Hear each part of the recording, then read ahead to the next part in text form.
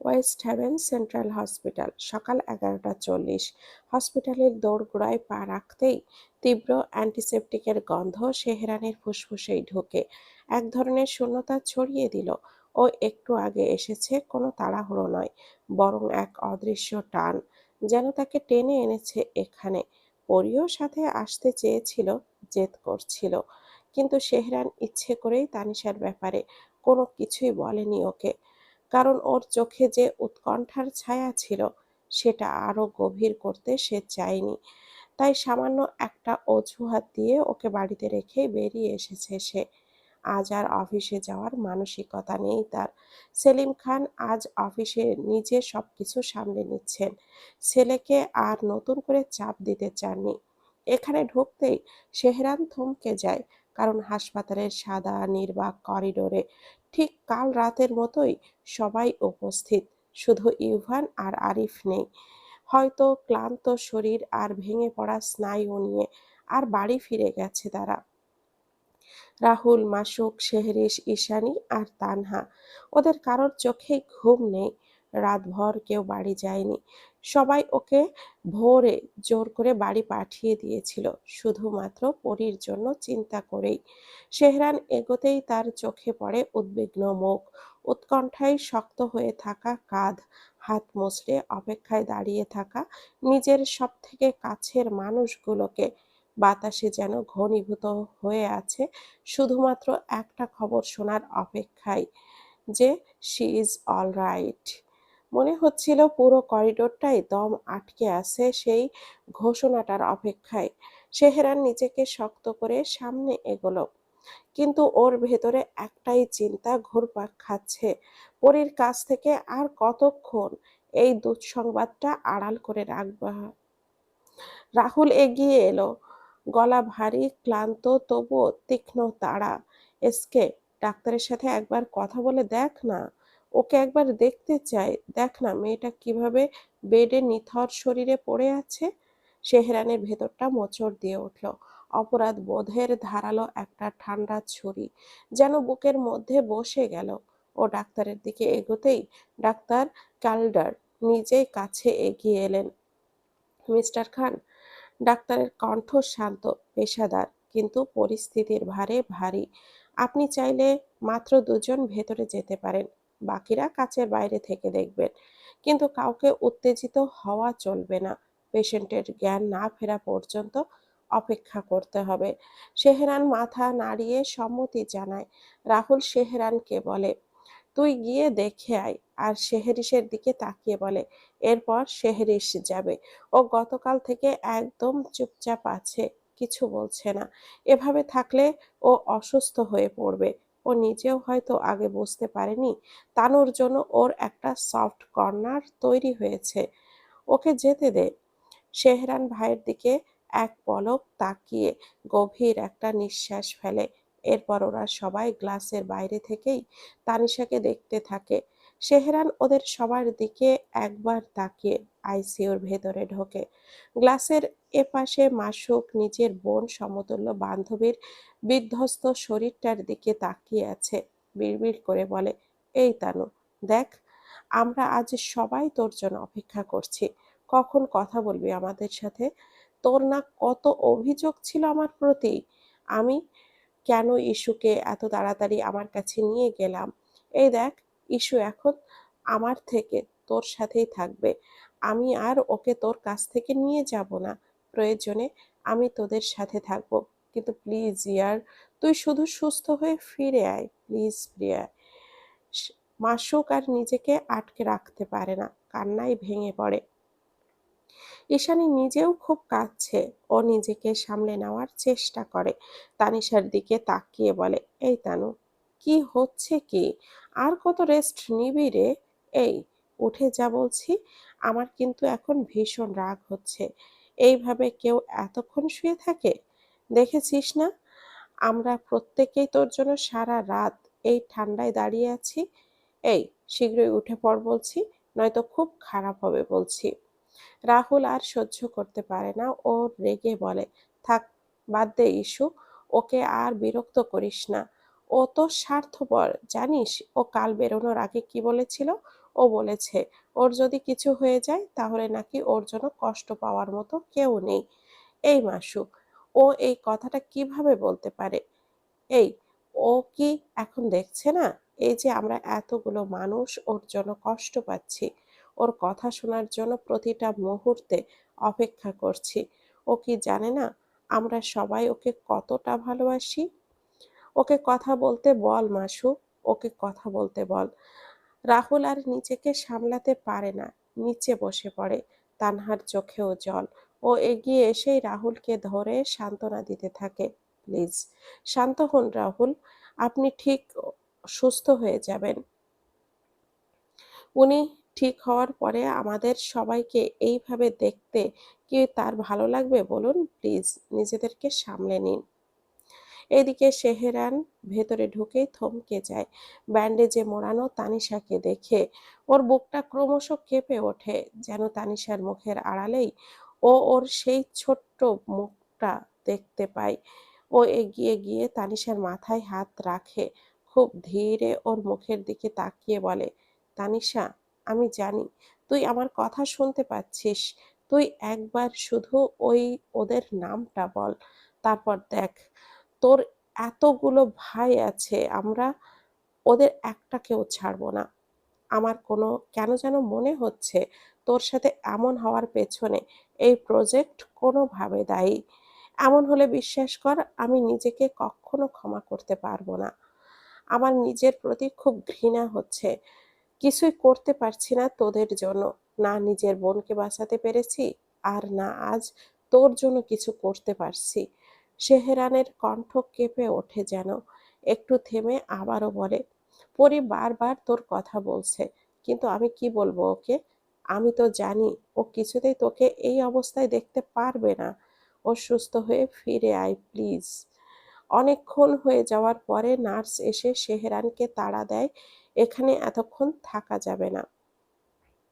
সেহরান বেরিয়ে আসার পরেই দেখতে পায় ফোনে একটা মেসেজ এসেছে।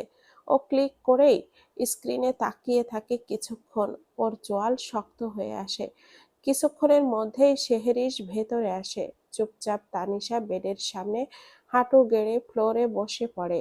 ওর পুরো শরীরে একবার তাকিয়ে হাতটা দুই হাতের মুঠোতে নেয়, শুকনো ঢোক গেলে, যেন নিজেই নিজেকে সান্ত্বনা দিচ্ছে।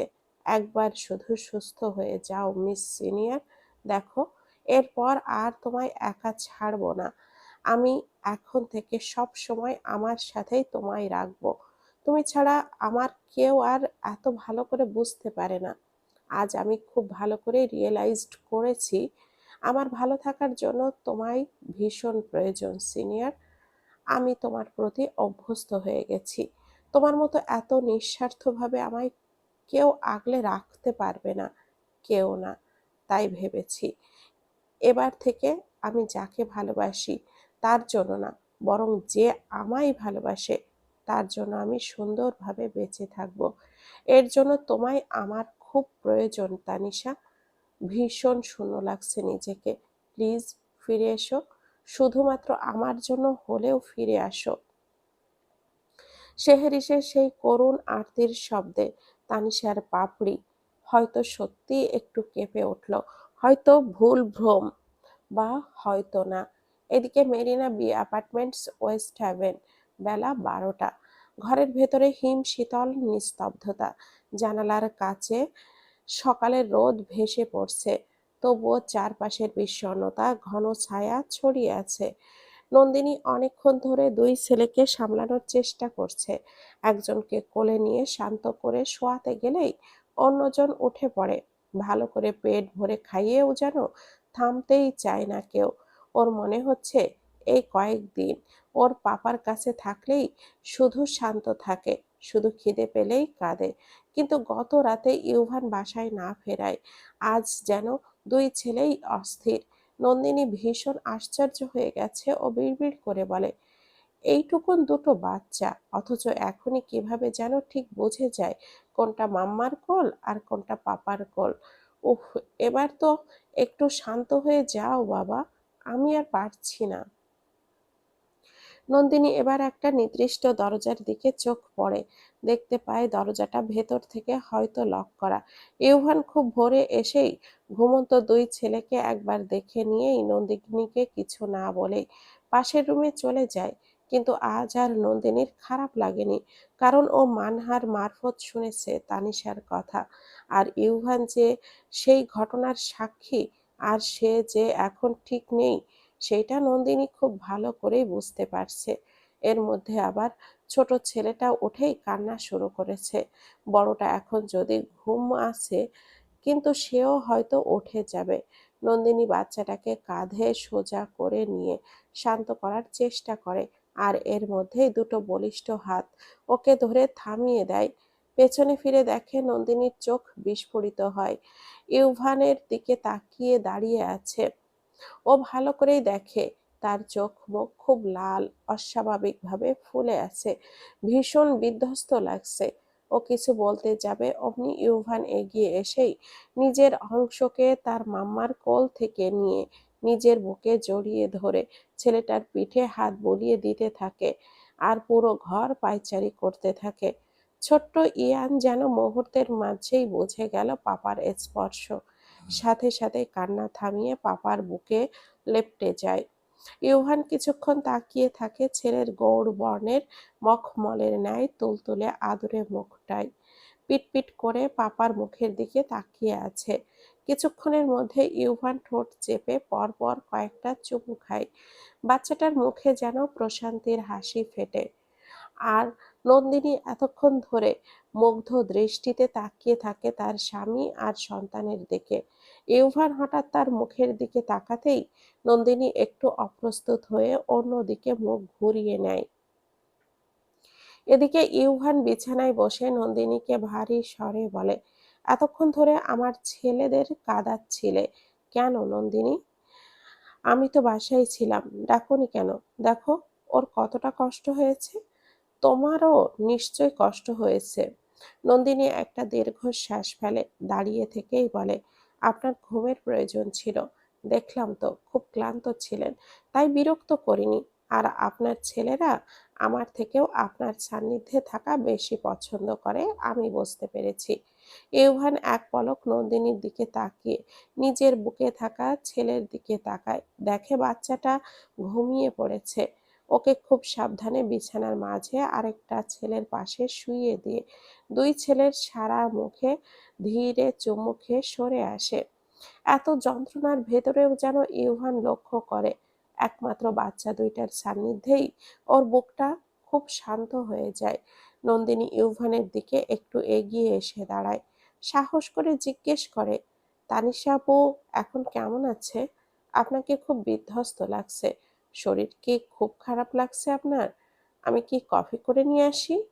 ইউভান এক পলক নন্দিনীর মুখের দিকে তাকিয়ে একটু ঝুঁকে ওর হাতটা টেনে নিয়ে নিজের একদম কাছে এনেই ওকে বিছানায় বসিয়ে দেয়। নন্দিনী কিছু বলতেই ইউভান কিছু না বলেই ওর কোলের ওপরে মাথা রেখে শুয়ে পড়ে। নন্দিনীর কোমরটা জড়িয়ে ধরে ওর কোলের মধ্যে মুখ গুজে বিড়বিড় করে বলে, নন্দু, মাথাটা খুব ব্যথা করছে, প্লিজ একটু হাত বুলিয়ে দাও, ভালো লাগবে। জানো, আজ থেকে আমায় আর অপেক্ষা করতে হবে না। যার জন্য এতদিন ধরে অপেক্ষা করেছি, সেই কালপিটকে আমি পেয়ে গেছি। এবার ওকে মুক্তি দেওয়ার পালা। শুরুটা ঠিক ওর শরীরের কোন অংশ থেকে করব ভেবে ফেলেছি। এত সহজে তো ওকে মুক্তি দেব না। যে যন্ত্রণা আমি, মামা আর কিট্টু সহ সহ্য করে এসেছি এত বছর ধরে, তার সমপরিমাণ যন্ত্রণা তো তাকে পেতেই হবে। ইউভান বিড়বিড়িয়ে শব্দগুলো যেন নন্দিনীর পুরোটা বুঝতে পারে না। ও জিজ্ঞেস করে, কি বলছেন স্যার, কাকে পেয়েছেন? ইউভান কিছুক্ষণ থেমে বলে, আমার সমস্ত কষ্ট আর যন্ত্রণা উপশমের মেডিসিন পেয়ে গেছি, এখন শুধুমাত্র প্রয়োগ করতে হবে। নন্দিনী ভয়ে কৌতূহলে বিস্ময়ে ইউভানের দিকে তাকিয়ে থাকে, ওর গালে হাত রেখে বলে, আপনি কি কিছু লুকাচ্ছেন আমার থেকে? আমার জানা উচিত এমন কিছু। ইউভান ওর মুখে হাত দিয়ে বলে, সবকিছু জানতে নেই নন্দিনী, সহ্য করতে পারবে না, কিছু থাক না অজানা। তুমি শুধু আমার বাচ্চাদের দিকে খেয়াল রাখো, আর আমায় ছেড়ে কোথাও যেও না প্লিজ। আমার লাইফে যা হবে এখন থেকে সবটাই ভালো হবে। নন্দিনী স্তব্ধ হয়ে বসে থাকে, এক দৃষ্টিতে তাকিয়ে থাকে ইউভানের দিকে, যেন বোঝার চেষ্টা করছে অনেক কিছু। হেলিওয়াস রিস অ্যাপার্টমেন্ট, ওয়েস্ট হ্যাভেন। দুপুর 1টা। পরি অনেকক্ষণ আগেই এসে পৌঁছেছে এখানে। আজ সে এসেছে সেলিনা চৌধুরী আর রোজার সাথে দেখা করতে, নিজের সিদ্ধান্তে, নিজের ইচ্ছেই, কিন্তু সেহরানকে না জানিয়ে। মনে শান্তি নেই, তবুও আজ কিছু উত্তর পাওয়ার আশায় এসেছে। লিফট থেকে নেমে অ্যাপার্টমেন্টের করিডোরে পা রাখতেই পরি খেয়াল করে লিভিং রুম থেকে একজন অপরিচিত লোক বেরিয়ে যাচ্ছে। পরি তাকে একদমই চিনতে পারছে না, কিন্তু লোকটার উপস্থিতি খুব অস্বাভাবিক, যেন ওকে দেখে লোকটা অদ্ভুত দৃষ্টিতে তাকিয়ে থাকে। এদিকে অ্যালেক্সও বেরিয়ে যেতেই যেতে পরীর দিকে তাকিয়ে দেখতে থাকে। পরি এক মুহূর্ত থমকে যায়। ঠিক রুমের ভেতর থেকে সেলিনা চৌধুরী ওর সামনে এসে দাঁড়ায়। পরীকে দেখে তার মুখে তীব্র অবাক ভাব, কিন্তু সেই অবাকের ভেতরেও একটা চাপা লুকানো আনন্দ খেলতে থাকে, যেন ঠিক তিনি এটাই চেয়েছিলেন, পরী নিজে থেকে আসুক, তাদের সামনে দাঁড়াক। পরী নিজের রাগ, অভিমান, ক্ষোভ সবকিছু মিলিয়ে মাথা নত করে দাঁড়ায়। কিন্তু সামান্য দূরে বসে থাকা রোজার মুখ অন্ধকার হয়ে যায়। রোজা উঠে দাঁড়ায় ধীরে, তার চোখ দুটো তীব্র অনিচ্ছা, ঘৃণা, জ্বালা, যেন পরীর আগমন তার জীবনে সমস্ত পরিকল্পনায় আগুন ঢেলে দিয়েছে। রোজা ভেতরে ভেতরে রাগে ফুঁসছে, হাতের নখগুলো চেপে ধরেছে, বুক ওঠানামা করছে ক্রোধে। পরীকে একবার দেখে তার মনে শুধু একটা কথাই ঘুরছে, হঠাৎ ও এখানে কেন এলো? পুরো পরিবেশটা মুহূর্তেই ভারী হয়ে ওঠে। একটা অদ্ভুত নীরবতা ছড়িয়ে থাকে সেলিনার বিলাসী লিভিং রুমে। রাত জাগা ক্লান্তি পরীর চোখের নিচে নীল ছায়া হয়ে জমে আছে, তবুও চোখ দুটি অদ্ভুত ধারালো, নিস্তব্ধ, ক্রোধে দীপ্ত, ঠিক গোপন কোনো জ্বলন্ত আঁচের মতো। সাউথ ডিউন সিটি স্কোয়ারের এই নিস্তরঙ্গ অ্যাপার্টমেন্টসের তেজস্বী সূর্যের আলো জানালার পর্দা ভেদ করে ঢুকেছে, আর সেই আলোয় পরীর মুখটা যেন আরো দৃঢ়, আরো অপরিবর্তনীয় দেখায়। সেলিনার ঠোঁটের কোণে খুবই হালকা বিজয়ী হাসি ফুটে ওঠে। পরী, তুমি এসেছো। আমি জানতাম তুমি আসবে। কণ্ঠে মাতৃত্ব, কিন্তু চোখে অন্য কিছু। ও মায়ের চোখের দিকে সরাসরি তাকায়, তারপর খুব শান্ত কিন্তু তীব্রভাবে, কাপা দৃঢ় কণ্ঠে বলে, আমি এখানে শুধুমাত্র এসেছি পরিষ্কারভাবে জানতে, আম্মু, তুমি আর আপু ঠিক কি চাও আমার স্বামীর কাছ থেকে। তার চোখ দুটোতে কোনো ভয় নেই, আছে শুধু তীব্র সতর্কতা আর ভেতরে জমানো অসহায় ক্ষোভের কাঁপন। সেলিনা চৌধুরী সামান্য মাথা তোলে, চোখে অস্বাভাবিক ঠান্ডা অবজ্ঞা।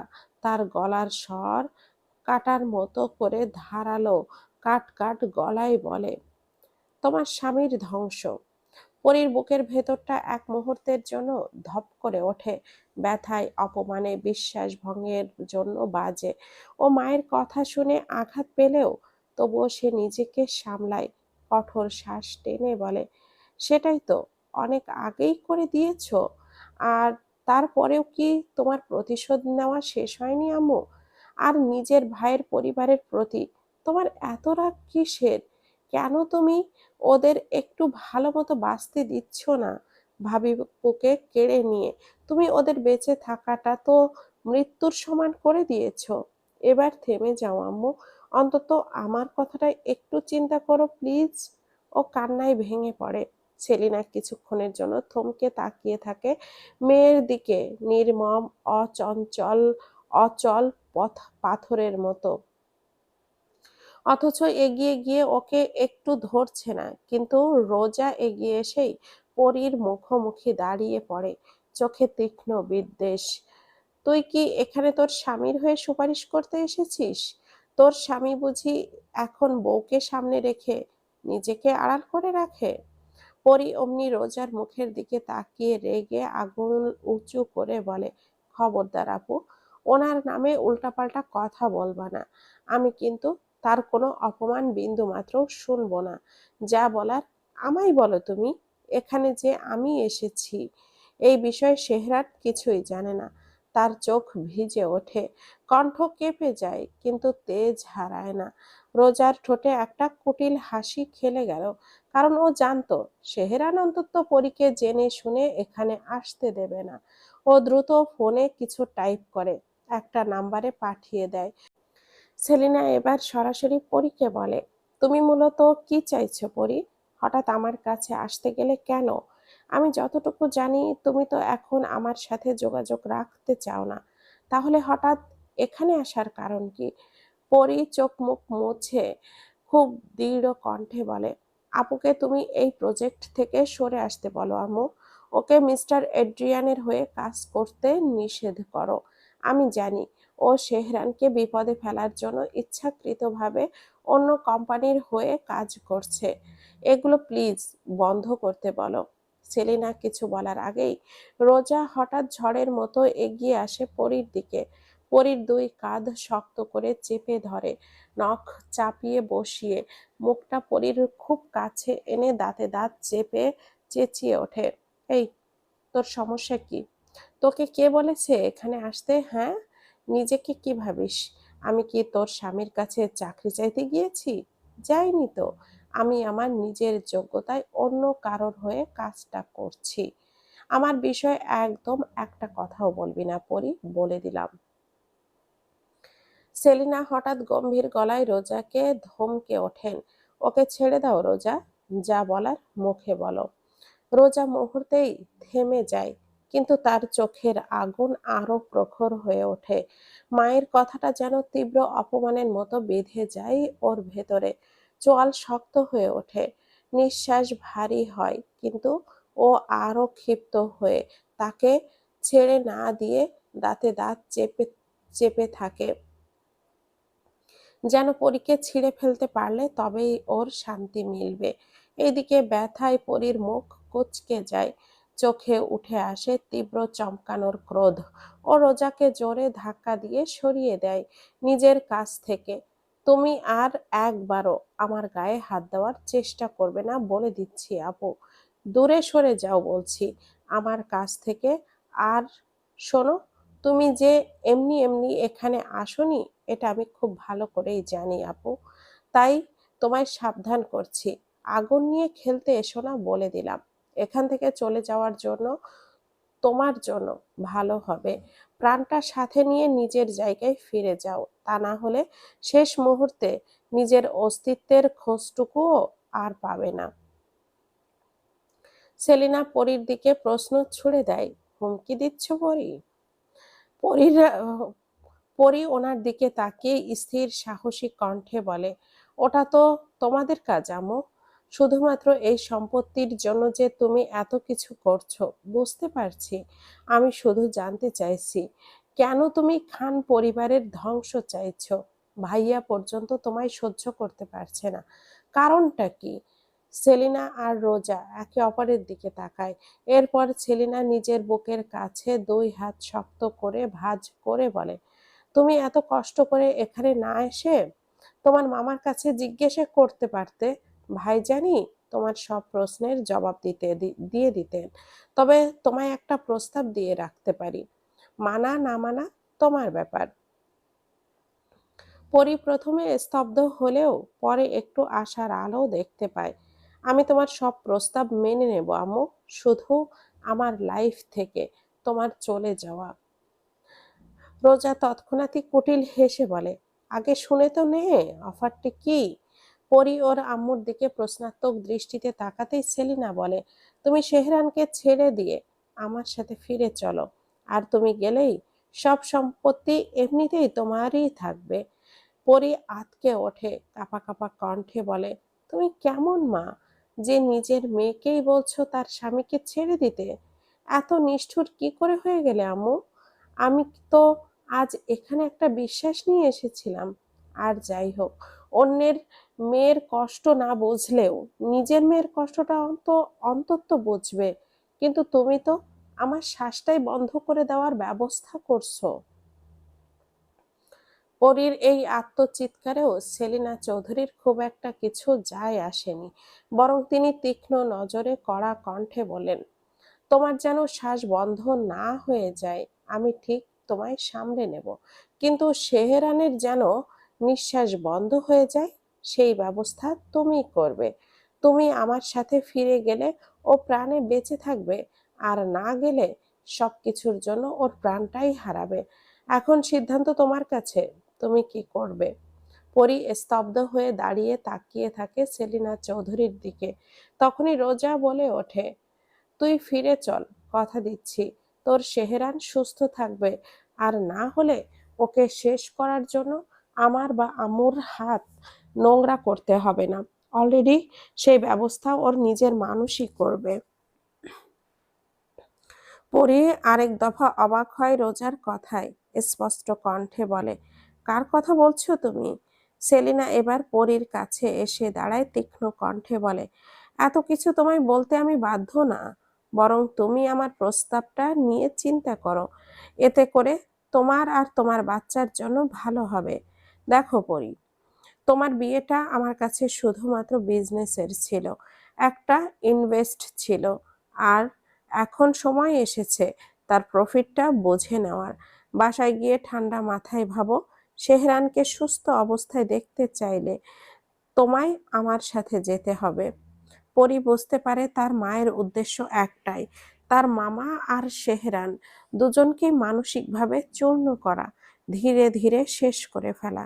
সেই উপলব্ধির পর সে আর লুকাতে পারে না নিজের ক্ষত, নিজের রাগ, নিজের ব্যথা। ঠান্ডা পরি ব্যঙ্গাত্মক কণ্ঠে বলে ওঠে, সরি আম্মু, আমার বিয়েতে তুমি যে ইনভেস্ট করেছিলে তার প্রফিট হিসেবে তোমাকে আমি কিছুই দিতে পারলাম না। আর সেহরানকে ছেড়ে যাওয়া, সেটা হবে শুধুমাত্র আমার মৃত্যুর পর। এখন ডিসিশন তোমার কাছে, তুমি কি আমায় হারাতে চাও? কারণ আমি এখনো বিশ্বাস করি, মানুষ হিসাবে তুমি যতই খারাপ হও না কেন, মা হিসাবে আমার প্রতি প্রতি তোমার টান এখনো শেষ হয়ে যায়নি। কথাগুলো সেলিনা চৌধুরীর বুকের কোথাও যেন ধাক্কা মারে, কিন্তু মুখে কোনো প্রতিক্রিয়া নেই, শুধু চোখে কঠিন অস্বস্তি, অস্থির দৃষ্টি। পরি আর এক সেকেন্ডও দাঁড়ায় না। সে বুঝে গেছে এখানে কিছু বলা মানে বধির দেওয়ালে নিজের মাথা ঠেকানোর মতো। হতাশ হয়ে দম বন্ধ হওয়া শ্বাস বুকে নিয়ে সে বেরিয়ে যায় অ্যাপার্টমেন্ট থেকে। কিন্তু সেলিনা চৌধুরী স্থির দাঁড়িয়ে থাকে, পরীর চলে যাওয়ার দিকে তাকিয়ে। তার দৃষ্টিটা ছিল অসম্ভব অস্থির। অস্বীকারের আড়ালে লুকিয়ে থাকা টানটা যেন প্রথমবারের মতো চিৎকার করে ওঠে, পরিয়াম্মু, আমার সেই নরম মনের বোকাশোকা মেয়েটা খুব পছন্দের ছিল, কিন্তু এই চালাক চতুর হিসেবে পরীটা যে আমার বড্ড অপছন্দের। অন্যদিকে শ্যাডো ক্রেস্ট খান এস্টেট ফার্ম হাউসের রুমের ভেতরে ঠান্ডা এসির বাতাসও যেন এড্রিয়ানের নিঃশ্বাসে আটকে থাকা আগুনকে ঠেকাতে পারছে না।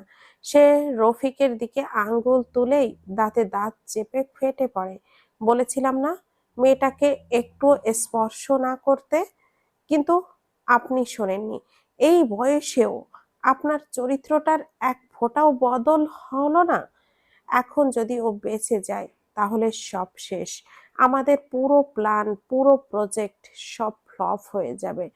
সেহরান খানকে পাশ কাটিয়ে পুরোটা নিজের নামে নেওয়ার যে সুযোগটা ছিল আপনার জন্য, সেটা আমার হাতছাড়া হতে চলেছে।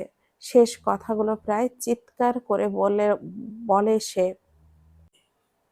রফিকও চেঁচিয়ে ওঠে, ভুলে যেও না আমি তোমার থেকে বয়সে বড়, আর ওই মেয়েটাকে আটকে রেখে করতামই বা কি? ওকে ওভাবে মেরে ফেলাই কি ঠিক ছিল? কিন্তু ও খুব চালাক, ওই শরীর নিয়ে ঠিকই সেখান থেকে পালিয়ে বেরিয়েছে। আর আমার অবস্থাটা দেখো, কি করে আঘাত করেছে আমায়। মনে হচ্ছে ওকে এখনই আইসিইউ থেকে টেনে এনে জংলি জানোয়ার দিয়ে খাইয়ে দেই। রাগে ফুঁসছে রফিক। এড্রিয়ান আরো ক্ষেপে ওঠে। ফাক অফ! আর শুধু বড় বড় কথা। ওকে মেরেছেন কি? না, ও এখনো বেঁচে আছে। অ্যাকচুয়ালি আপনাদের দুজনের পুরুষত্বের জোর নেই। থাকলে মেয়েটার বেঁচে থাকার কথাই ছিল না। কোথায় ভাবলাম ওকে নিজের কাছে রেখে ওর ফ্রেন্ডসদের সাথে খেলবো, অথচ আপনারা দুজন সবকিছু নষ্ট করে দিলেন। এখন ওর জ্ঞান ফিরলেই সব শেষ। স্কাউন্ডারের দল, ব্লাডি বেঙ্গলি! অপমানটা রফিক সহ্য করতে না পেরে এড্রিয়ানের দিকে তেড়ে আসতেই অ্যালেক্স তাকে হাত ধরে আটকে দেয়। অ্যালেক্স শান্ত স্বরে এড্রিয়ানকে বলে, আহ ভাগ্নে, এত উত্তেজিত হচ্ছ কেন? মেয়েটার ব্যবস্থা আমি করে দেব। দেখো, ও আর বেঁচে ফিরবে না। অপমানটা রফিক সহ্য করতে না পেরে এড্রিয়ানের দিকে তেড়ে আসতেই অ্যালেক্স তাকে হাত ধরে আটকে দেয়। অ্যালেক্স শান্ত স্বরে এড্রিয়ানকে বলে, আহ ভাগ্নে, এত উত্তেজিত হচ্ছ কেন? মেয়েটার ব্যবস্থা আমি করে দেব। দেখো, ও আর বেঁচে ফিরবে না। এড্রিয়ান মামার দিকে তেড়ে আসে। Just shut your mouth. ওখানে মিস্টার খান কড়া সিকিউরিটির ব্যবস্থা করেছে। সেখানে কিছু করা মানে বোকামি। শুধু বড় বড় কথা বলতেই জানো তোমরা। অ্যালেক্স থতমত খেয়ে বলে, সবকিছু আমার উপরে ছেড়ে দাও, আমি ঠিক করে দিচ্ছি। এড্রিয়ান রাগে কাচের জানালায় হাত ঠেকিয়ে দাঁড়ায়। তারপর রফিককে উদ্দেশ্য করে বলে, আপনি আমার প্রপোজালটা নিয়ে কিছু কি ভেবেছেন? রফিক স্পষ্ট করে জবাব দেয়, ওটা নিয়ে ভাববার তো কিছু নেই। সেহরান থাকতে তুমি কোনোদিন পরীর দিকে চোখ তুলেও তাকাতে পারবে না, তাই ওইসব ভুলে যাও। এড্রিয়ান ক্ষোভে ফেটে পড়ে, আমি কোনো কিছুরই পরোয়া করি না। আমি কি চাই? পরী বিছানার সঙ্গী নাকি জীবন সঙ্গী সেটা কোনো ব্যাপার না, কিন্তু শেষমেশে ওর ইচ্ছে না থাকলেও আমার সাথেই থাকতে হবে। সেহরান খানের যা কিছু সবকিছু আমার চাই মানে চাই। ওর প্রতিটা বাক্যই যেন ছিল শিকারীর হুমকি। অ্যালেক্স আর রফিক একে অপরের দিকে তাকায়। হঠাৎ রফিকের ফোন কল আসে। এড্রিয়ান তাকাতেই রফিক বলে, ও হঠাৎ আমায় কেন ফোন করলো? অ্যালেক্স জিজ্ঞেস করে, কে? রফিক ধীরে চিন্তিত স্বরে বলে, আরিয়ান। অ্যালেক্স বিড়বিড় করে বলে, ইউভি বেটা, হঠাৎ? এইদিকে পরি ওর আম্মুর অ্যাপার্টমেন্টস থেকে বের হয়ে এসে আনমনে রাস্তার পাশে হাঁটতে থাকে। মন বিক্ষিপ্ত, চোখ শূন্য। আশেপাশে কি হচ্ছে তার কোনো খেয়াল নেই, অথচ ছায়ার মতো একজন অজ্ঞাত লোক অনেকক্ষণ ধরেই ওর পিছু নিয়েছে। হঠাৎ পাশ থেকে একটি কৃষ্ণবর্ণ লুসেন ওয়ারিশ গাড়ি নিঃশব্দে ওকে ঘর্ষণে এসে ওর পাশ ঘেঁষে দাঁড়ায়। হঠাৎ শব্দে পরী কেঁপে ওঠে, যেন চারপাশে চাকার ঘর্ষণে রাস্তার তুষার ভাঙতে শুরু করেছে। পরী গাড়ির দিকে তাকাতেই বুকটা কেঁপে ওঠে, অবাক হয়ে যায় এই মুহূর্তে সেহরানকে এখানে দেখে। আর সেহরান ড্রাইভিং সিটে বসে চোখ মুখ ভীষণ শক্ত করে রেখেছে, যেন নিজের রাগটাকে সামলানোর বৃথা চেষ্টা করছে। ও কিছু না বলেই চুপচাপ গাড়ির ডোরটা খুলে দেয়, কিন্তু চোখ সোজা সামনে রাস্তার উপরে নিবদ্ধ। পরী মাথা নিচু করে গাড়িতে উঠে বসে। বসার সাথে সাথে সেহরান দরজাটা লক করে দেয়। তারপর গাড়ি চালাতে শুরু করে। গতি বেশ, কিন্তু পরী খেয়াল করে সেহরান অস্বাভাবিক সাবধানে গাড়ি চালাচ্ছে। কিছুক্ষণ চুপচাপ থাকার পর ও একটু সাহস করে জিজ্ঞেস করে, আপনি কিভাবে জানলেন আমি এখানেই থাকবো? সেহরান চুপ করে থাকে। ওর চোয়াল শক্ত হয়ে আসে পরীর এমন যুক্তিহীন কথায়। ও নিজেকে অনেক কষ্টে কন্ট্রোল করার চেষ্টা করে, তাই চুপ থাকে। কিন্তু পরী কৌতূহল দমাতে না পেরে আবারও একই কথা জিজ্ঞেস করে, কারণ ও জানতে চায় ওর এখানে আসার কথাটা সেহরান কিভাবে জানতে পেরেছে। সেহরান এবার আর কি নিজেকে কন্ট্রোল করতে পারে না। এমনিতেই এত বড় একটা ঘটনা ঘটে গেছে এক মুহূর্তেই, আর এর মধ্যেই পরীর একটু অসাবধানতায় ওর নিজের কোনো বড় ক্ষতি হয়ে যেতে পারত। ও গাড়ি চালাতে চালাতে পরীর দিকে রক্তচক্ষু নিয়ে তাকিয়ে ওকে জোরে ধমকে ওঠে, চুপ! একদম চুপ। আর একটা কথাও বলবি না আমার সাথে। তোর এত সাহস কি করে হলো? তুই আমার কাছে না বলেই এখানে এসেছিস? এই, তোর কোনো ধারণা আছে আমি যদি আসতে আর একটু দেরি করতাম তাহলে তোর এখন যে কোনো ক্ষতি হয়ে যেত। কেন আমায় না বলে এখানে আসতে গেলি? কেন? কি হলো? উত্তর দে বলছি। সেহেরানের চিৎকারে পরি ভয়ে জমে গেল, আর ওর ধমকানোতে যেন ওর বুকটা স্বাভাবিকের তুলনায় অনেক বেশি কাঁপছে। সেহরানের আরেক ধমকে ও এবার কিছু বলার আগেই ফুঁপিয়ে কেঁদে ওঠে। মনে হয় যেন অনেকক্ষণ ধরেই কান্নাটা আটকে ছিল, ভয়ে ওর গলা শুকিয়ে গেছে, কিন্তু চেষ্টা করেও কান্না থামাতে পারছে না। পরীর এভাবে অন্যায় করার পরেও কিছু না বলে বরং কাঁদতে দেখে সেহরানের যেন মেজাজ আরো বিগড়ে গেল। ও মাঝ রাস্তায় গাড়ি থামিয়ে দিয়ে পরীর দিকে এগিয়ে গিয়ে ওর ঘাড়ের ভেতর দিয়ে হাত গলিয়ে দিয়ে ওর চুল মুঠো করে ধরে ওর গাল দুটো চেপে ধরে খুব জোরে রেগে হিসিয়ে বলে, এই, আর একবার তোর কান্নার আওয়াজ পেলে এখানেই তোকে আরো কাঁদিয়ে ছাড়বো, যেন আগামী 1 সপ্তাহের আগে কান্না থামাতে না পারিস। অন্যায় করে আবার আমায় ম্যানুপুলেট করার চেষ্টা করছিস? এমনিতেই আমার মাথা গরম আছে, আমার ওপর এইসব টেকনিক ইউজ করা বন্ধ কর বলছি। পরি ব্যথায় চোখ মুখ খিচে নেয়, নিজেকে তার হাত থেকে ছাড়ানোর ব্যর্থ চেষ্টা করে, ভাঙা কণ্ঠে বলে, লাগছে, ছাড়ুন না। সেহরানের রাগের পারদ একটুও কমেনি, বরং পরীর মুখটা নিজের আরো কাছে টেনে এনে দাঁতে দাঁত চেপে বলে, ভুলেও ভাবিস না যে এখনকার শান্ত সেহরান মানেই আমি বদলে গেছি। আমার রক্ত, আমার শিরা, সব কিছুতেই সেই পুরানো সেহরান খানই আছে। চরিত্রটা কিন্তু আমার একটুও বদলায়নি। এক মুহূর্ত থেমে ঘন ঘন নিঃশ্বাস নেয়, চোখ দুটো আরো সংকুচিত করে বলে, আমার অবাধ্য হওয়ার সাহস পেলি কোথা থেকে পরি?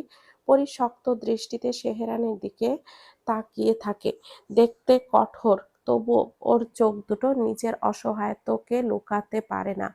এক ফোঁটা দু ফোঁটা করে জল গড়িয়ে নেমে আসে গালের বাঁকে, যেন ভেতরের সব কিছু ভেঙে পড়েছে নিঃশব্দে। সেহরান সেই দৃশ্যটা দেখে একবার শুকনো ঢোক গিলে ফেলে, গলার ভেতরটা যেন হঠাৎ জমে আসে, তার চোখের রাগটা খানিক কেঁপে ওঠে, কিন্তু সে তৎক্ষণাৎই মুখ ফিরিয়ে নেয় অন্যদিকে। ওর হাত স্টিয়ারিংয়ে গিয়ে আছড়ে পড়ে। নিঃশব্দ গাড়ির ভেতর শব্দগুলো যেন বিস্ফোরণ হয়, প্রতিধ্বনি তোলে। এরপর সে আবার পরীর দিকে ঘুরে তাকায়, কিছু একটা নজরে আসে। চোখ দুটো অদ্ভুত এক তীব্রতায় জ্বলছে, যেন ভেতরে কোনো আগুন দাউ দাউ করছে। সে এগিয়ে এসে পরীর দুই বাহু শক্ত করে নিজের মুঠোয় চেপে ধরে, আঙ্গুলের চাপ যেন আরো ওর চামড়ার ভেতর পর্যন্ত ঢুকিয়ে দিচ্ছে। জিজ্ঞেস করে, এই, তোর কাঁধে এই লাল দাগটা কিসের? Who the hell you like this? Speak, what happened? কিন্তু পরীর কাছ থেকে কোনো জবাব না পাওয়ায় সেহরানের শুধু রাগ নয়, শঙ্কা, অধিকার আর নিয়ন্ত্রণ হারানোর ভয়, সব মিলিয়ে যেন ও একটা বন্য ঝড়ের মতো পরীর ওপরে আছড়ে পড়ে। আওয়াজ ভারী, দম বন্ধ গলায় আবার জিজ্ঞেস করে, বল ধুর, আমার পেছনে পেছনে তোমার মায়ের কাছে যাওয়ার সাহসটা কিভাবে হলো বলো? ওখানে যাওয়ার কারণটা কি ছিল? West Haven Central Hospital. হাসপাতালের স্বয়ংক্রিয় দরজা খুলতেই তীব্র অ্যান্টিসেপটিকের শীতল গন্ধ পরীর নাকে সোজা ধাক্কা খায়, যা যেন গা গুলিয়ে মুহূর্তে গুলিয়ে ওঠে। পেটের ভেতরটা হালকা কেঁপে ওঠে।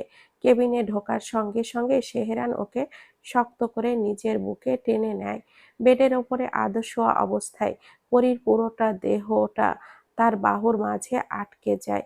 ওর কণ্ঠ এখনো শুধু নিয়ন্ত্রণহীন উৎকণ্ঠার চাপা কম্পন, গলা ভারী, কণ্ঠে তীব্র অস্থিরতা।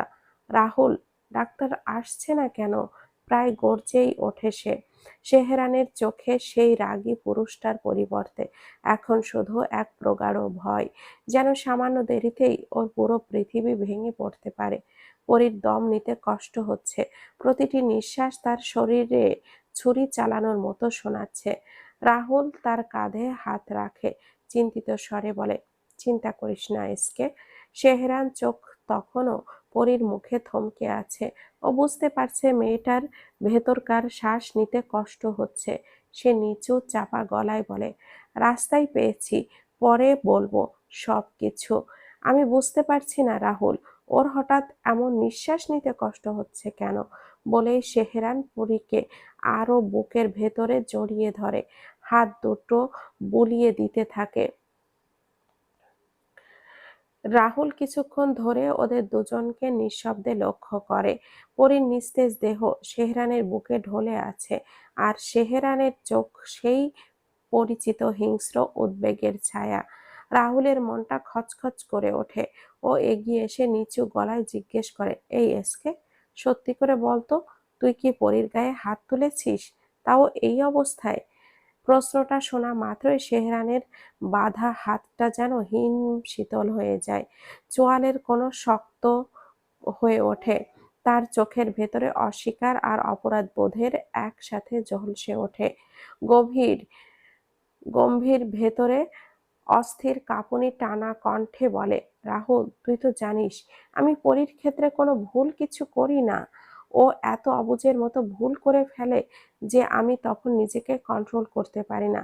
আজকে ওর করা ভুলটা জানতে পেরে তোরও রাগ হবে।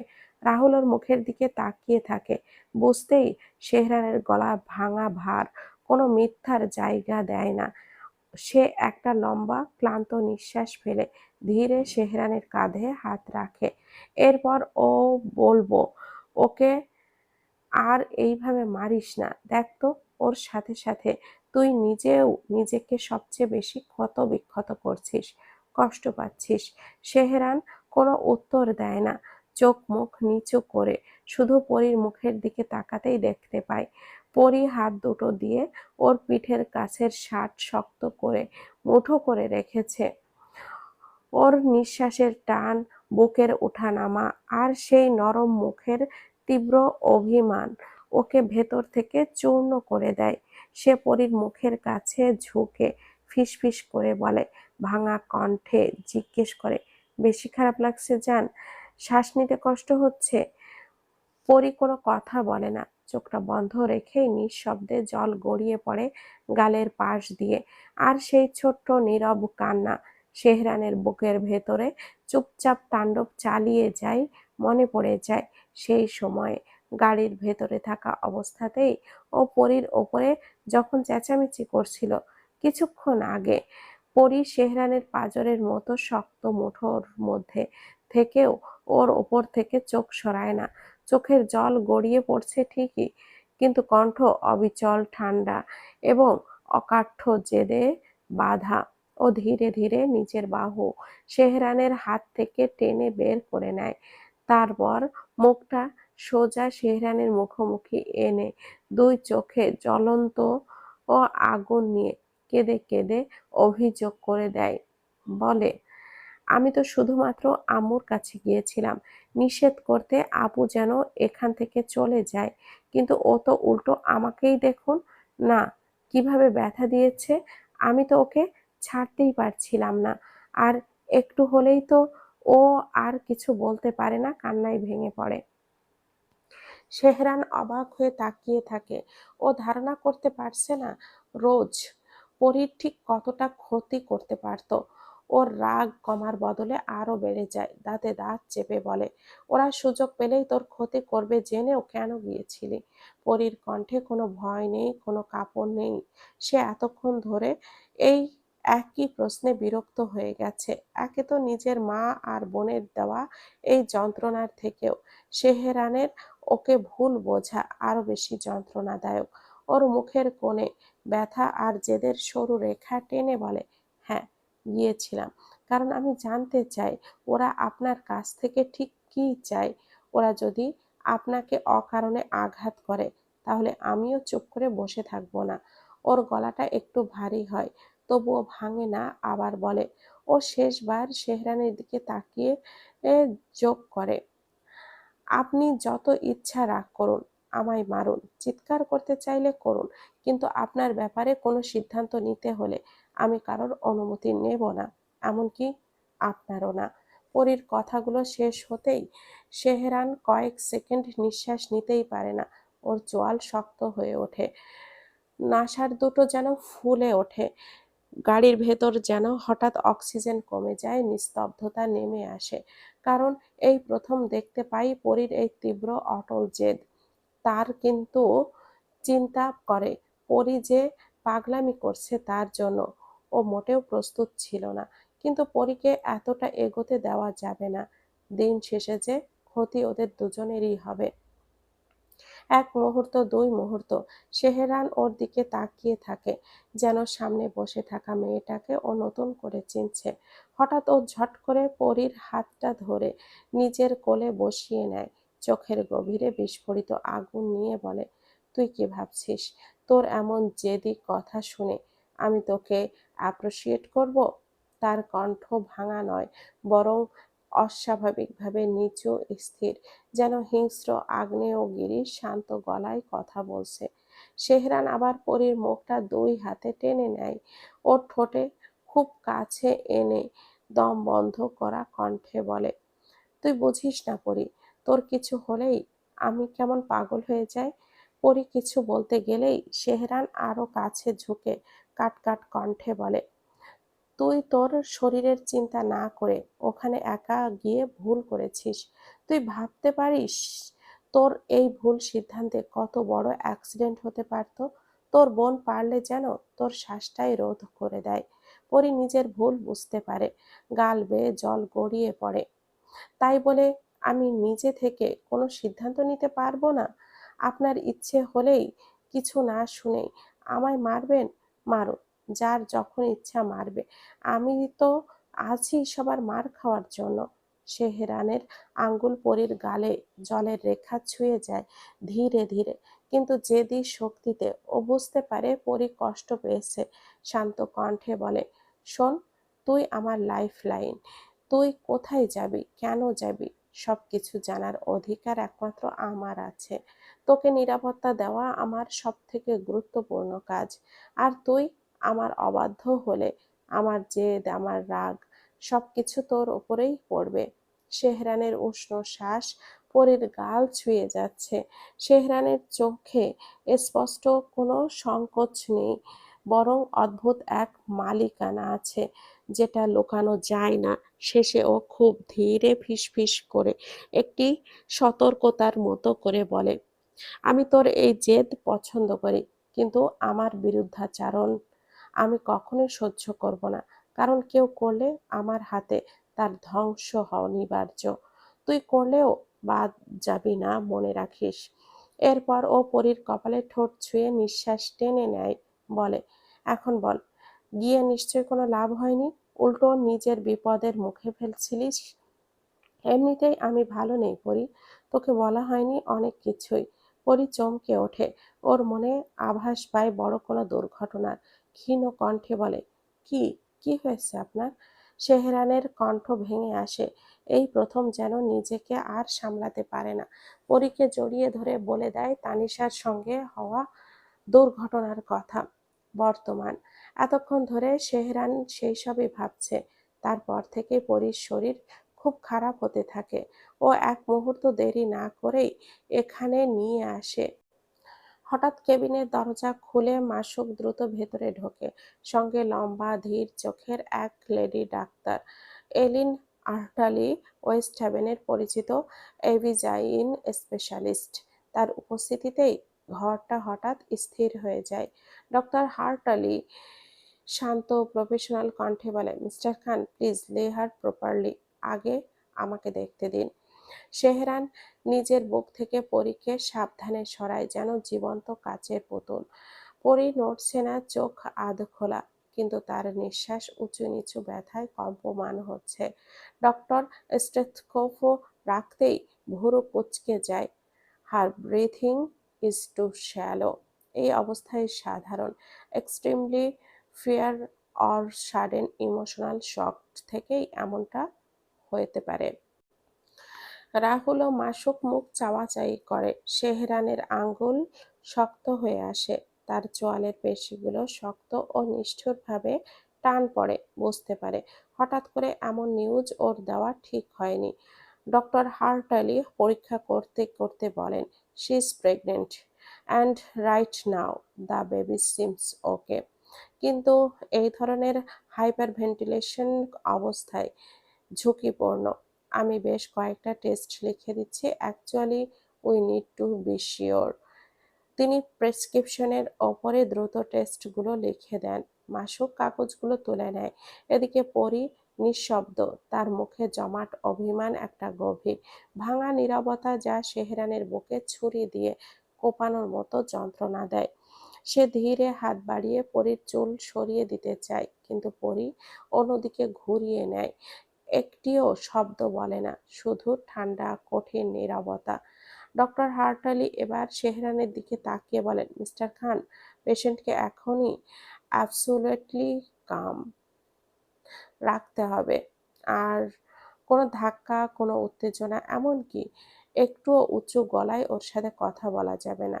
সেহরানের চোখ এক মুহূর্তের জন্য বন্ধ হয়ে যায়, যেন ডাক্তার বুঝতে পেরেছে নিজের মনের রায় শুনিয়ে দিলেন।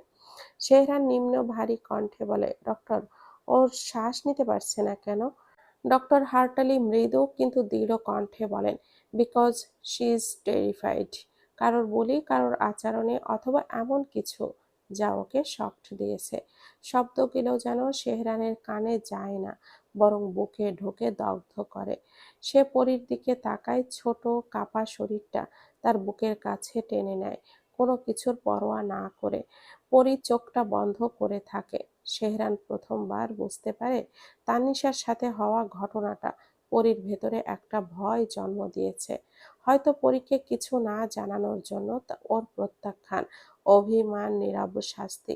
সেহরানের শ্বাস একটু একটু করে বন্ধ হয়ে আসছে। রাহুল আর মাসুক সবটাই তাকিয়ে দেখে, কিন্তু ওদের চোখে সেহরানের প্রতি নিঃশব্দ অভিযোগ। রাহুল এগিয়ে গিয়ে ওর পিঠে হাত রেখে বলে, ওকে না জানানোটাই বেটার ছিল। হঠাৎ মাসুকের ফোনে একটা কল আসে। ও কানে ফোনটা তুলতেই এমন একটা নিউজ শোনে যার জন্য ও মোটেও প্রস্তুত ছিল না। ওর বিধ্বস্ত মুখ দেখে সেহরান আর রাহুল, ওদের কপালে ভাঁজ পড়ে। ইশারায় জিজ্ঞেস করে, কি হয়েছে? মাসুক খুব ঠান্ডা ঠান্ডা কণ্ঠে বলে, টিভিটা অন কর, নিউজ দেখলে সব পরিষ্কার হয়ে যাবে। এদিকে এড্রিয়ান সন্ধ্যায় কাচের জানালার সামনে দাঁড়িয়ে আছে। নীলচে কাচের ওপরে তার প্রতিফলন অস্বাভাবিক শান্ত, তবুও চোখের গভীরে একটা অদ্ভুত অস্থির তৃষ্ণা। ও ধীরে, অস্বাভাবিক নিরুত্তাপ গলায় সেজুতি খানকে বলে, আমি কেন পরীকে চাই জানো মম? এক মুহূর্ত বিরতি, তার শ্বাস যেন কাচকে ঠান্ডায় জমিয়ে ফেলেছে। সে যদি বিরক্ত হন ছেলের এমন কথায়। আচ্ছা, একটা সাধারণ মেয়েকে নিয়ে তোমরা তিনজন এত পাগল কেন হচ্ছ ওর প্রতি? কি আছে ওই মেয়েটার মধ্যে? এড্রিয়ান শব্দ করে হেসে ওঠে। কারণ ও সাধারণ কোনো মেয়ে নয় মম। ওর ভেতরে এমন কিছু আছে যেটা যে কোনো কাউকে অ্যাডিক্টেড করে দেয়, থমকে দেয়। She burns a fire inside me. সে যদি যেন আশ্চর্য হতে ভুলে যান। ও ক্ষিপ্ত চোখে তাকিয়ে থাকে ছেলের দিকে। তুমি কি কিছু প্ল্যান করছো? এড্রিয়ান হালকা হাসে, কিন্তু সেই হাসিতে কোনো উষ্ণতা নেই। এটা এমন হাসি যেটা দেখলে মনে হয় সেই মানুষটা ভালোবাসতে জানে না, জানে শুধু দখল করতে। ও বলে, ও যতটা নরম ঠিক ততটাই ওকে ভাঙতে হবে, আর পরীকে ভাঙতে পারাটাই আমার আনন্দ। এবার তার কণ্ঠ আরো নিচু, আরো বিপজ্জনক হয়ে আসে। ও হাসলে সেই হাসিটা একমাত্র আমার জন্যই হওয়া উচিত। ও কাঁদলে সেই কান্নার কারণও আমি হব। ওর ভয়, ওর কম্পিত শ্বাস, ওর প্রতিটি শব্দ, সবকিছু আমার মালিকানায় থাকবে মম। সেজুতি আর অ্যালেক্স একে অপরের দিকে তাকায়। এড্রিয়ানের আঙ্গুল ধীরে কাচ স্পর্শ করে, যেন কাচের ওপরে পরীর মুখ ও সেহরানের সাথে থাকে। এই চিন্তাই আমাকে প্রতিনিয়ত অসুস্থ করে দিচ্ছে, কারণ অন্য কোনো পুরুষের চোখে ওর ছায়াটাও পড়া উচিত নয়। ও ও কারোর স্ত্রী, এটাই আমি মানতে পারছি না। ও আমার ক্লাম। তার চোখের মনি সংকুচিত হয়। সামান্য কাঁপা গলায় সে যোগ করে, ওকে আমি আমার ইচ্ছা অনুযায়ী চলতে হবে। শ্বাস নেবে আমার ছন্দে, আর বাঁচবে আমার ছায়ার নিচে। হয় বেড পার্টনার, নয়তো life partner. I don't care. ওর কোনো পরিচয়ই থাকবে না, কারণ ওর পুরো অস্তিত্বটাই থাকবে এই আমি এড্রিয়ান ক্রেমারের, শুধুমাত্র আমার। এড্রিয়ান নীরব হয়ে যায় অস্বাভাবিকভাবে, যেন ভেতরের অন্ধকারটি কিছু সময়ের জন্য থমকে গেছে। কিন্তু সেই নীরবতার মাঝেও সে যদি স্পষ্ট বুঝতে পারে এড্রিয়ান পরীকে ভালোবাসে না, ও ওকে শুধুমাত্র দখলদারিত্ব করতে চেয়ে থাকে। এক কথায় অফসেট। সে যদি কণ্ঠ ঠান্ডা ধারালো, একেবারে শল্য চিকিৎসকের ব্লেডের মতো। তুমি ভুলে যাচ্ছ এড্রিয়ান, সেহরান বেঁচে থাকতে তুমি পরীর কাছেও ঘেঁষতে পারবে না। ওকে ছোঁয়ার স্বপ্নটা ভুলে যাও, বরং যে কাজের জন্য এখানে এসেছো সেটা শেষ করো, ওটাই বেশি বুদ্ধিমানের। অ্যালেক্স ধীরে ধীরে এগিয়ে আসে, চোখের সেই তীব্র পুরানো মাপঝোঁক, অন্ধকারের ওজন পরিমাপ করা লোকেদের মতো সতর্কতা। সে নিচু গলায় বলে, এড্রিয়ান, আমাদের হাতে সময় খুব কম। যা করার দ্রুত করতে হবে। কাজ শেষ হলেই এই দেশ ছাড়তে হবে তাড়াতাড়ি। খান আটেলিয়ারকে নিলামে তোলার প্ল্যানটা কতদূর পর্যন্ত এগিয়েছে? এড্রিয়ান এক মুহূর্ত চুপ থাকে। তার চোখে সেই পরিচিত কোল্ড ক্রিমিনাল দীপ্তি, যেখানে ভালোবাসা নেই, শুধু অধিকারবোধ আর অসুস্থ উন্মাদনা। সে ধীরে বলে, ভাবছি এইদিকে সেহরান এর কোম্পানি ধসে পড়বে। আইনের জট খুলতেই ওর শ্বাস আটকে যাবে। নিজেকে বাঁচানো হবে তার প্রথম কাজ। আর ঠিক সেই সময় পরী একা হয়ে যাবে, নিঃসহায়। আর এই শহরের ভিড়ে একদম নিঃসঙ্গ। আর সেই সুযোগেই ওর প্রতিটি সাহায্যের হাতটা না হয় আমিই বাড়িয়ে দিলাম। সে জ্যোতির মুখ রাগে তীব্র হয়ে ওঠে। যা বলতে চাও পরিষ্কার করে বলো, এড্রিয়ান। কোনো উত্তর না দিয়ে এড্রিয়ান ফোনটা বের করে কারো নাম্বার ডায়াল করে। সাইলেন্স ভেসে আসে কয়েক সেকেন্ড। তারপর ওর চোখে অদ্ভুত এক জ্যোতি জ্বলে ওঠে। বিপরীত পাশে কেউ কি বলল তা সে জ্যোতি বা অ্যালেক্স কিছুই শোনেনি, শুধু দেখে এড্রিয়ান ঠোঁটের ধীরে ধীরে জন্ম নেয় একটা ঠান্ডা বিকৃত হাসি। ফোনটা নামিয়ে এসে পেছনে ফিরে দাঁড়ায়, বলে, টিভিটা অন করে নিউজ দেখো, বুঝে যাবে প্ল্যানের প্রথম চালটা সাকসেস হয়ে গেছে। সে যদি আর অ্যালেক্স একে অপরের দিকে তাকিয়ে থাকে। টিভি অন করতেই দেখতে পায় প্রতিটি নিউজ চ্যানেলে একই নিউজ। খান আটেলিয়ারের নতুন মেগা প্রজেক্ট ইলিশিয়াম টাওয়ারের ভয়াবহ দুর্ঘটনা। কমপক্ষে ৫৪ জন শ্রমিক মারা গেছে, আরো বহুজন নিখোঁজ। একটি গগনচুম্বী ভবনের ভাঙা স্কাইফোল্ডিং, কাটা স্টিল বিমের মতো করে ছিঁড়ে যাওয়ার সাপোর্ট, যেখানে মাটিতে লাল হলুদ হেলমেট ছড়িয়ে আছে, সাথে অনেক শ্রমিকের নিথর দেহ পড়ে আছে। স্ক্রিনে রিপোর্টদের তীব্র চাপা কণ্ঠ। এটা কি শুধুমাত্র ঘটনা, নাকি আটেলিয়ারের অবহেলা? এড্রিয়ান টিভির দিকে চোখ রেখেই গ্লাসে স্ক্রস ঘুরিয়ে মৃদু হাসে, বিড়বিড় করে বলে, কারণ শুধু দুর্ঘটনা হয়নি, দুর্ঘটনাটা ঘটানো হয়েছে। আমি জানি মানুষকে ধ্বংস করতে সত্যের প্রয়োজন হয় না, বরং ধারালো নিখুঁতভাবে ঘটানো একটি মিথ্যাই যথেষ্ট। কিন্তু সে যদি জানে সেহরান মানসিক চাপে চুপ হয়ে যাবে না, ও আরো হিংস্র, আরো বেপরোয়া হয়ে উঠবে। এদিকে ওয়েস্ট হ্যাভেনের ঠান্ডা বাতাসে শীতল গন্ধ ছিল। আকাশ থেকে ঝরে পড়া বরফের কণা যেন শহরটাকে আরো বেশি নীরব করে রেখেছে।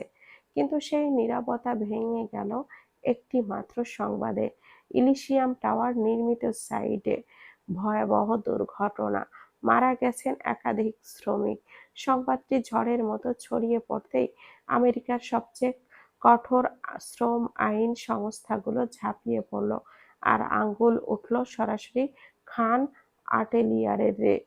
তেহরানের কোম্পানি, সেই কোম্পানি যার নিরাপত্তা মানে কথা নিউ ইয়র্ক টাইমসে লেখাও থাকে, সেই কোম্পানি, সে কখনোই অবহেলার অভিযোগে ধরা পড়েনি।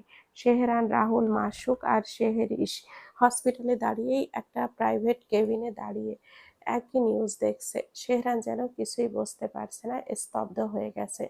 না, তার কোম্পানির কতটা লস হলো এই চিন্তা সে মোটেও করছে না, বরং এতগুলো শ্রমিকের প্রাণ যাওয়াতে ও যেন সহ্য করতে পারছে না।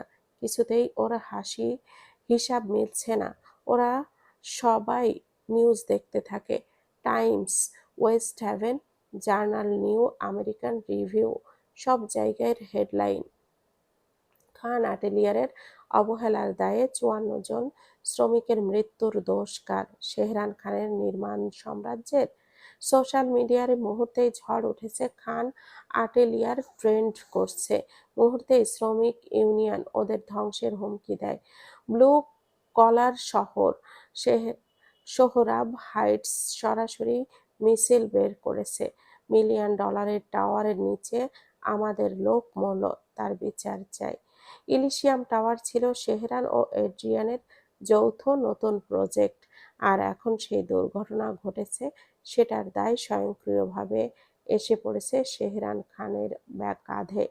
ইতিমধ্যেই আরিফ দ্রুত এখানে এসে পৌঁছেছে। ও তেহরানের কাছে এগিয়ে বলে, ভাই, বাইরের অবস্থা ভীষণ খারাপ। আপনি একা এই অবস্থায় এখান থেকে বের হতে পারবেন না। আমি ব্যবস্থা করে এসেছি। হসপিটাল থেকে পেছনে এর রাস্তা দিয়ে আপনাদের এখনই বের হতে হবে। বড় আব্বু বোর্ড মিটিংয়ের অ্যারেঞ্জ করেছে। উনি আপনার চিন্তায় অসুস্থ হয়ে পড়েছেন। মিস্টার এড্রিয়ান বারে বারে কল দিচ্ছেন। আমাদের এখনই অফিসে পৌঁছাতে হবে। মাসুক, রাহুল তাড়াতাড়ি জানালার ফাঁক দিয়ে দেখে। রাস্তায় মিডিয়ার চোখ লাল হয়ে উঠেছে। শ্রমিক ইউনিয়নরা রাস্তায় নেমে খান আটেলিয়ারের বিচার চাই স্লোগান তুলেছে। ও এগিয়ে এসে তেহরানকে বলে, এসকে, আমাদের এখনই বের হতে হবে। মিটিংয়ে যাওয়াটা জরুরি। তেহরান নিজের মধ্যে ফিরে আসে। ও ওদের বলে, কিন্তু এখানে কাউকে তো আজকের রাতটা থাকতে হবে। পরি অসুস্থ, তার উপরে তানিশার এই অবস্থা। যতই সিকিউরিটি থাকুক, আমাদের মধ্যে কাউকে তো থাকতে হবে। শেহরিশ এগিয়ে এসে বলে, ভাইয়া, এখন তোমরা যাও, আমি আজ রাতটা এখানে থাকছি আর ব্রোকে ডেকে নিচ্ছি। দুজন ঠিক আজকের মতো সামলে নেব। এই প্রজেক্টের বিষয়ে আমার থেকেও তোমরা বেশি ভালো জানো। আমি কাল তোমাদের সাথে জয়েন করছি। হঠাৎ আমার লাইফে কেমন যেন জটিল হয়ে গেছে ভাইয়া, তোমরা দেরি করো না। তেহরান ভাইয়ের পিঠে হাত দিয়ে বলে, চিন্তা করিস না, বিপদ যেহেতু এসেছে আমরা সবাই মিলে একসাথে ঠিক ওভারকাম করে নেব। তুই শুধু একসাথে এখানে সবকিছু সামলে নিস। তেহরান সবাইকে অর্ডার দেয়। কেউ পরীকে কিছুই বলে না। যা বলার আমি বলবো।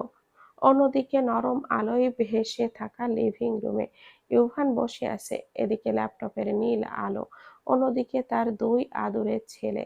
দুজন দুই দিকে মুখ করে বেডে হাত পা ছুড়ে হাসি মুখে বিশৃঙ্খলা সৃষ্টি করছে। ঘরটার ভেতরে একটা ঘরোয়া শান্তি আর গৃহের অভ্যন্তরীণ উষ্ণতায় মিশ্র অনুভূতি তৈরি হয়েছে। নন্দিনী কিচেনে ব্যস্ত। চুলার আলো তার মুখে পড়ে একটা নরম আগুনের মতো উষ্ণ আভা তৈরি করেছে। খানিক পরে সে এসে কফির কাপটা ইউভানের পাশে আলতো করে রাখে। ইউভান তার দিকে তাকিয়ে নন্দিনীর মুখে একটা অগোচর কিন্তু পুরো ঘরটাকে আলোকিত করে দেওয়ার মতো হাসি দেখা গেল।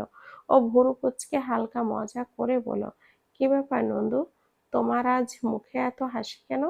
খুশি মনে হচ্ছে। হুম, কারণটা কি? নন্দিনী প্রায় খুশি হয়ে বলে, কারণটা আপনি শুনলেও খুশি হবেন, আমার থেকেও বেশি। ইউভানের কপালে ভাঁজ পড়ে। কি হয়েছে বলো তো? আমার আবার এক জায়গায় যেতে হবে একটু পরে, একজনের সাথে দেখা করতে হবে। নন্দিনী একটু থেমে সরাসরি বলে, আপনি মামা হচ্ছেন আর আমি মামুনি। আমাদের পরী মা হতে চলেছে।